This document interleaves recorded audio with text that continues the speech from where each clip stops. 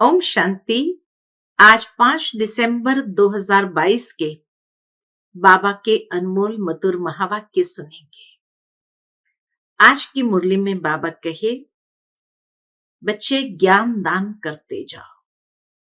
जितना देते जाएंगे उतना खजाना भरता जाएगा, और जब खजाना भरा हुआ होगा तो विचार सागर मंथन भी चलेगा और धारणा भी अच्छी होगी, क्योंकि देने में ही लेना है। देते जाते हैं तो खुद के अंदर संपन्नता बनती जाती है। तो इसीलिए बाबा कहे सदा दान करते जाओ। दूसरी बाबा कहे तुम बच्चों की सुख की तकदीर बन रही है। भारत देश की भी सुख की तकदीर बन रही है, परंतु यह सुख की तकदीर कैसे बनती है? तो जितना बाप दादा की श्रीमत पर चलते हैं, एक्यूरेट श्रीमत का पालन करते हैं, उतनी हमारी तकदीर भी श्रेष्ठ बनती जाती है। तो सुनते हैं बाबा के मधुर महावाक्य। ओम शांति। मीठे बच्चे, जितना ज्ञान रत्नों का दान करेंगे उतना खजाना भरता जाएगा। विचार सागर मंथन चलता रहेगा, धारणा अच्छी होगी। आज की मुरली से प्रश्न है, जिन आत्माओं के भाग्य में बेहद का सुख नहीं है, उनकी निशानी क्या होगी? उत्तर, वह ज्ञान को सुनेंगे, लेकिन ऐसे जैसे उल्टा घड़ा, बुद्धि में कुछ भी बैठेगा नहीं। अच्छा अच्छा करेंगे, महिमा करेंगे, कहेंगे हाँ सबको ये सुनाना चाहिए, मार्ग बहुत अच्छा है, परंतु खुद उस पर नहीं चलेंगे। बाबा कहते ये भी तकदीर।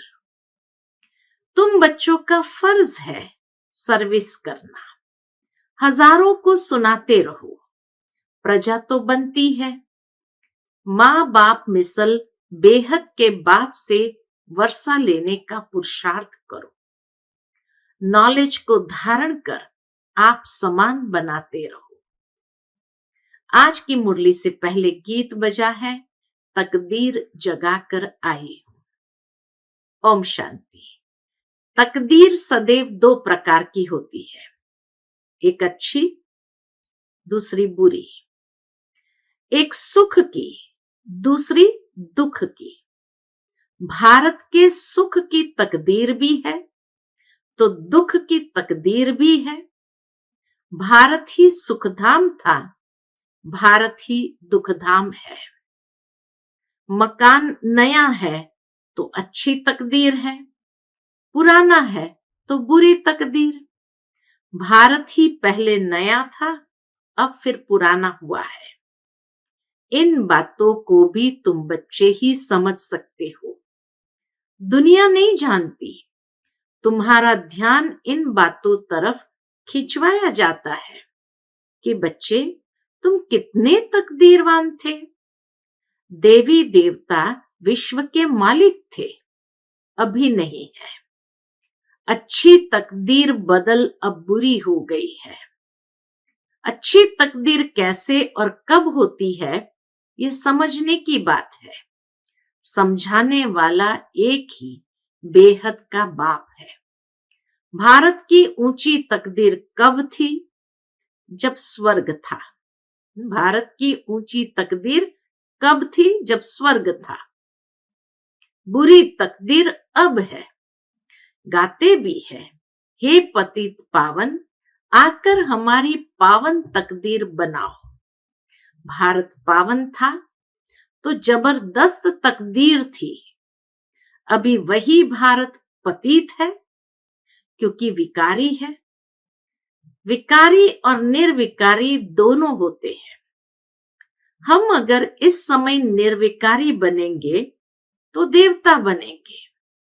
अब बाप को बुलाते रहते हैं, कुंभ के मेले पर भी जरूर गाते होंगे, पतित पावन सीताराम।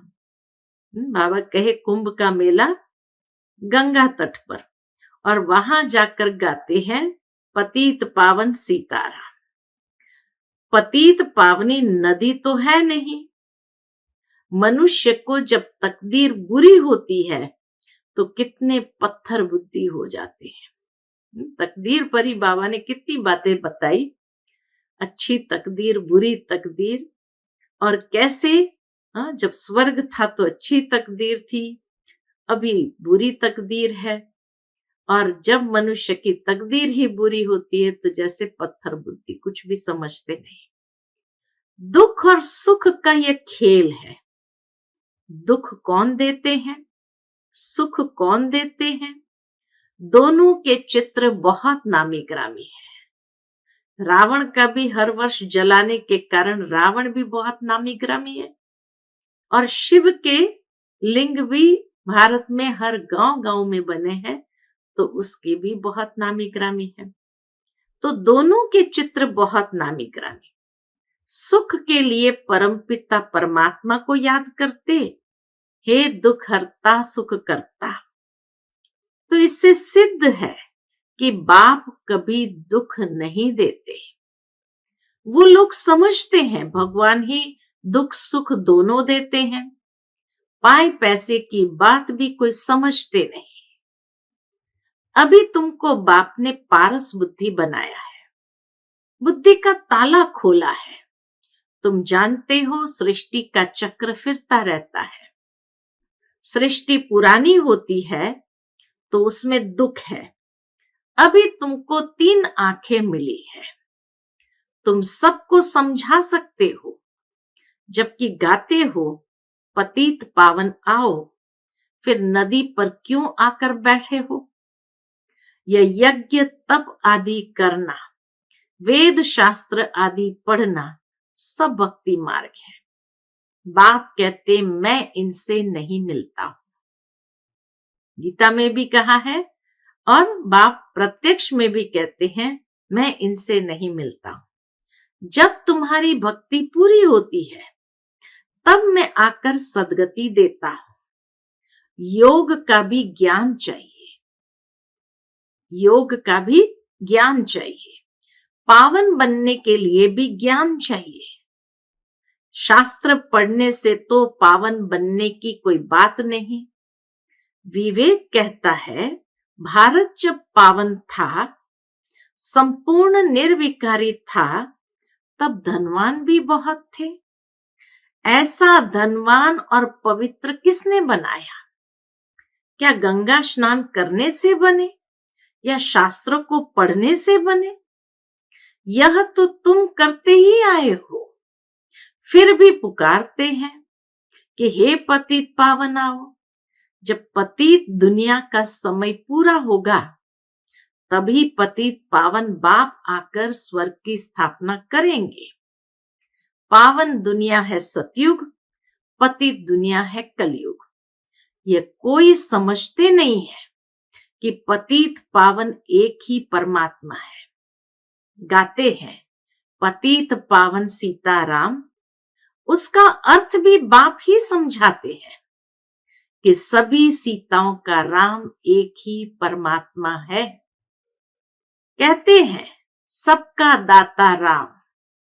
दाता क्या, यह भी नहीं समझते हैं। दाता क्या, यह भी नहीं समझते।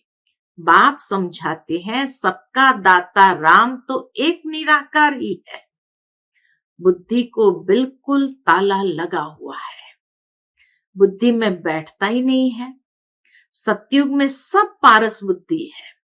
नाम ही है पारसनाथ, पारसपुरी। तुम बच्चे भी इस समय पारसनाथ बनते हो। आत्मा गोल्डन एज बनती है, अभी आयरन एज बुद्धि है। गोल्डन एज बुद्धि सुख उठाते हैं, गोल्डन एज बुद्धि सुख उठाते हैं। आयरन एज बुद्धि दुख उठाते हैं, हर बात में दुख उठाते हैं। और गोल्डन एज बुद्धि माना हर बात में सुख उठाने वाले। जो हुआ अच्छा। मनुष्य विष के पीछे हैरान होते हैं, पवित्र बनने में देखो कितना हंगामा करते हैं। गाया भी हुआ है, कंस, जरासंगी, दुशासन, पुतना, सुपनखा, ये सब पास्ट की बातों का गायन है। जरूर संगम युग का ही गायन है। हर बात संगम की ही गाई जाती है। बाप कहते हैं, मैं भी पतितों को पावन बनाने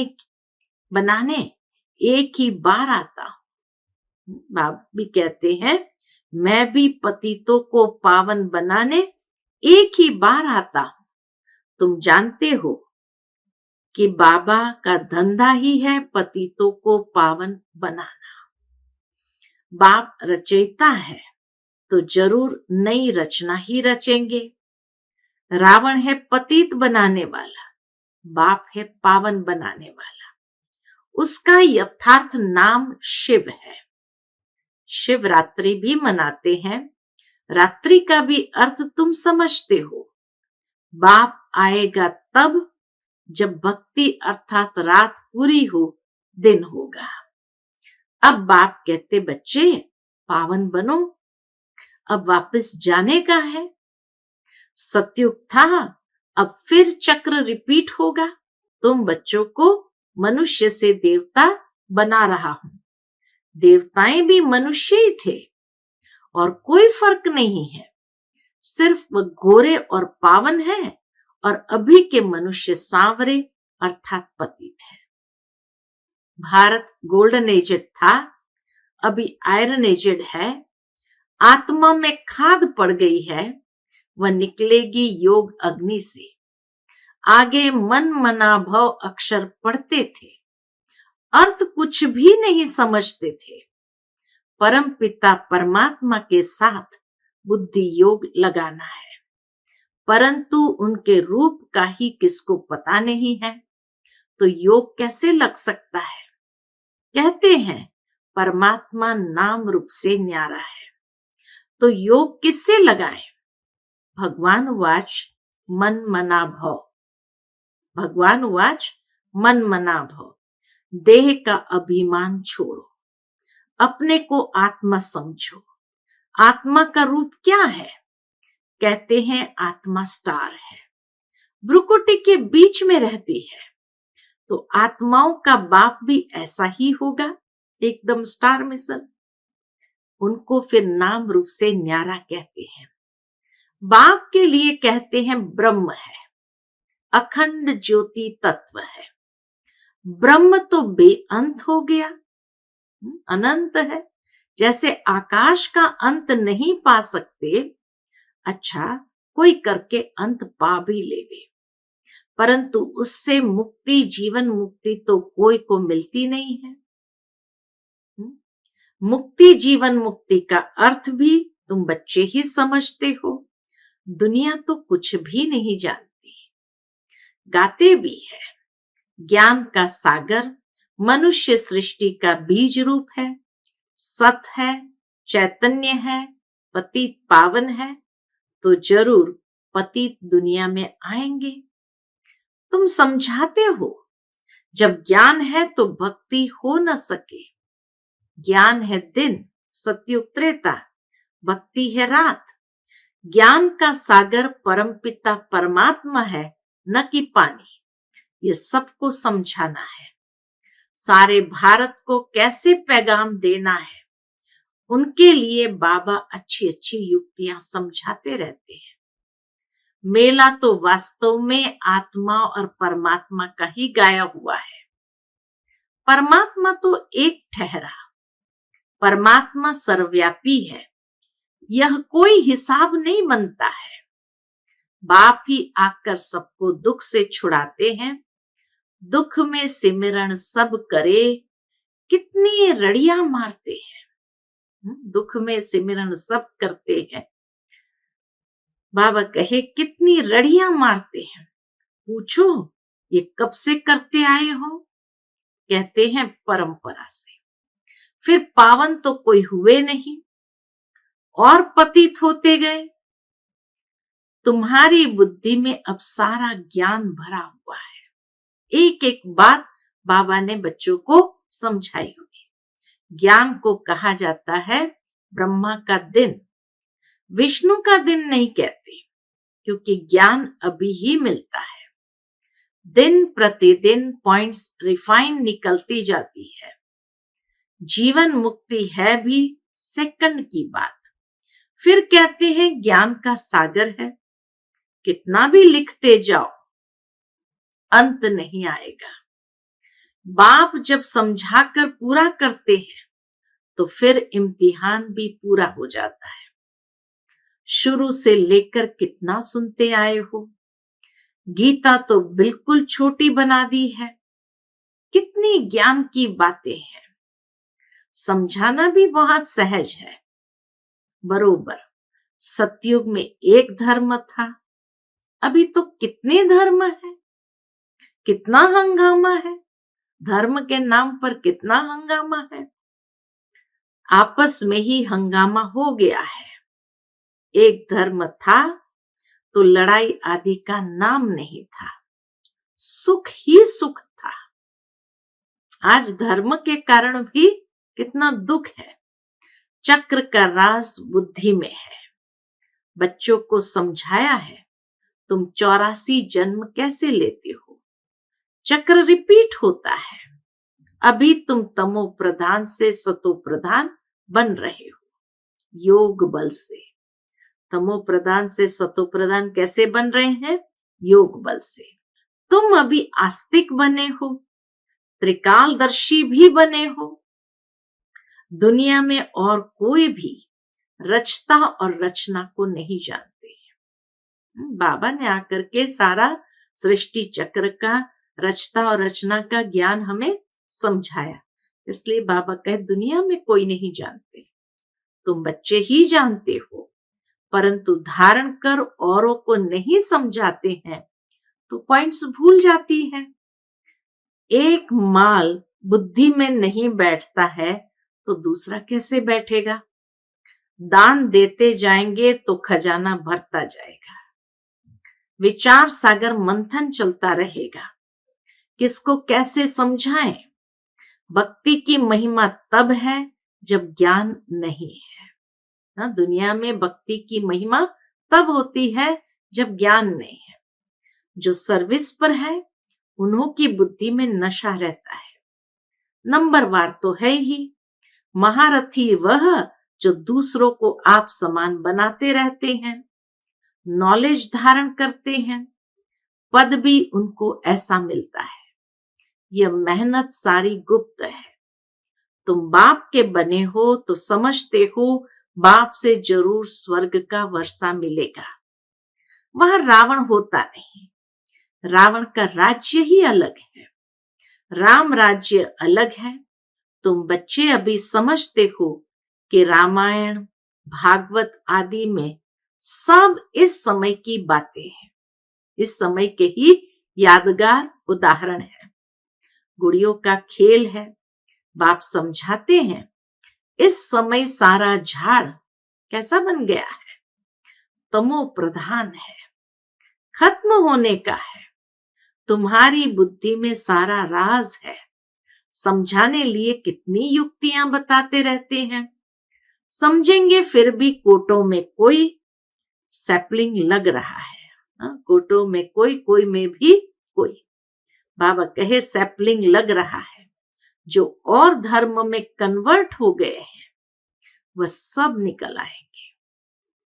हिंदू वास्तव में है असुल देवी देवता धर्म के। हिंदू तो कोई धर्म नहीं है, तो हिंदू कौन है, वास्तव में असल देवी देवता धर्म के हैं। समझाना है तुम भारतवासी देवी देवता नस्ल के हो ना, देवी देवताओं को ही पूजते हो, देवता ही तुम्हारा धर्म है। देवताई गुण, देवताई क्वालिफिकेशन, ये बाबा कहे तुम्हारा धर्म है, यानी यही तुम्हारी धारणा है दिव्यता की। पहले तुम देवता थे, फिर तुम क्षत्रिय वैश्य शूद्र बने, अब फिर तुम ब्राह्मण बन देवता बनो। हम समझाएंगे भारतवासियों को। बाबा कहे हम समझाएंगे भारतवासियों, अब सैपलिंग लगता है। बाप बैठ समझाते हैं, मैं कैसे शूद्र से कन्वर्ट करता हूं। ब्राह्मण बन फिर देवता बनेंगे। कितनी समझानी अच्छी है। तुमसे कोई पूछे शास्त्र पढ़े हुए हो, बोलो भक्ति मार्ग में शास्त्र सब पढ़े हैं, परंतु सदगति तो बाप ही आकर करते हैं। सदगति शास्त्र से नहीं हुई, सदगति तो बाप ही आकर करते हैं। तब तो तुम उनको बुलाते हो ना कि हे पतित पावन आओ। युक्ति से समझाओ तो समझेंगे जरूर। समझाने के लिए बच्चों में हिम्मत चाहिए। कई लोग बहुत डरते हैं, अरे परमात्मा का परिचय सीधा न दो, पहले ज्ञान की बातें, धारणा की बातें बताओ। और कई डरते हैं धारणा की बातें न बताओ। ड्रामा तुमसे सर्विस कराएगा, ऐसा देखने में आता है।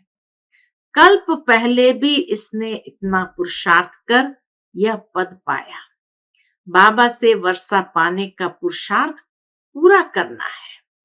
जबकि बाप का वर्षा मिलता है तो हम रावण के वर्षे को हाथ क्यों लगाएं? क्यों न मीठे बन जाए। सर्वगुण संपन्न बनना है, यह है राजयोग।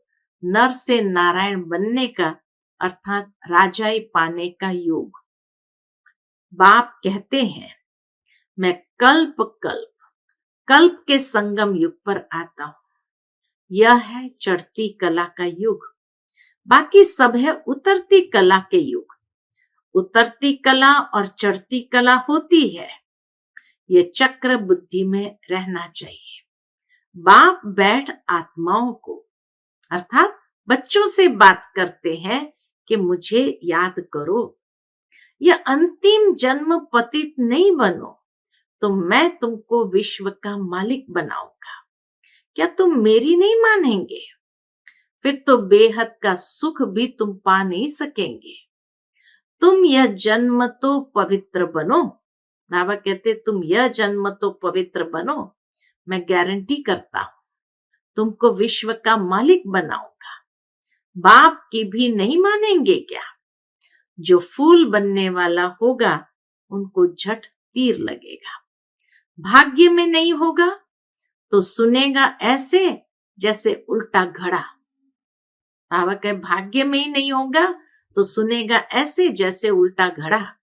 प्रदर्शनी में तुम कितनों को समझाते हो, अच्छा अच्छा करते हैं, कहेंगे मार्ग बहुत सहज है, परंतु खुद कुछ भी करेंगे नहीं। सिर्फ महिमा की, औरों को कहा अच्छा है, परंतु खुद चलना नहीं है। इससे क्या हुआ? कहेंगे तकदीर में नहीं है। ऐसे ऐसे प्रजा में आ जाएंगे, परंतु बच्चों में सर्विस का शौक होना चाहिए।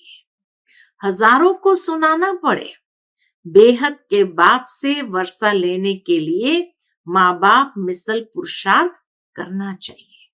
अच्छा, मीठे मीठे सिक्की लदे बच्चों प्रति माता पिता बाप दादा का याद प्यार और गुड मॉर्निंग। रूहानी बाप की रूहानी बच्चों को नमस्ते। हम सब रूहानी बच्चों की रूहानी माता पिता बाप दादा को याद प्यार, गुड मॉर्निंग और नमस्ते नमस्ते। शुक्रिया बाबा, शुक्रिया। आज की मुरली से धारणा के लिए मुख्य सार है। पहली पॉइंट, बाप से पूरा वर्षा लेने के लिए अति मीठा सर्वगुण संपन्न बनना है। रावण के वर्षे को हाथ नहीं लगाना है। दूसरी पॉइंट, नॉलेज को धारण कर रूहानी नशे में रह सर्विस करनी है। बेहद का सुख पाने के लिए बाप की हर राय को मानकर उस पर चलना है। आज का बाप दादा का मधुर वरदान हम बच्चों के प्रति है। अटेंशन की विधि द्वारा माया की छाया से स्वयं को सेफ रखने वाले हलचल में अचल भव। अटेंशन की विधि द्वारा माया की छाया से स्वयं को सेफ रखने वाले हलचल में अचल भव। विस्तार है, वर्तमान समय प्रकृति की तमोगुणी शक्ति और माया की सूक्ष्म रॉयल समझदारी की शक्ति अपना कार्य तीव्र गति से कर रही है। प्रकृति की तमोगुणी शक्ति और माया की सूक्ष्म रॉयल समझदारी की शक्ति अपना कार्य तीव्र गति से कर रही है। बच्चे प्रकृति के विकराल रूप को जान लेते हैं, लेकिन माया के अति सूक्ष्म स्वरूप को जानने में धोखा खा लेते हैं। बाबा कहे प्रकृति के विकराल रूप को तो जान लेते, लेकिन माया के अति सूक्ष्म स्वरूप को जानने में धोखा खा लेते हैं, क्योंकि माया रॉन्ग को भी राइट अनुभव कराती है, महसूसता की शक्ति को समाप्त कर देती है, झूठ को सच सिद्ध करने में होशियार बना देती है। इसलिए अटेंशन शब्द को अंडरलाइन कर माया की छाया से स्वयं को सेफ रखो, तो हलचल में भी अचल बनो। आज का स्लोगन है, हर संकल्प में उमंग उत्साह हो तो संकल्पों की सिद्धि हुई पड़ी है। हर संकल्प में उमंग उत्साह हो तो संकल्पों की सिद्धि हुई पड़ी है। अच्छा, ओम शांति।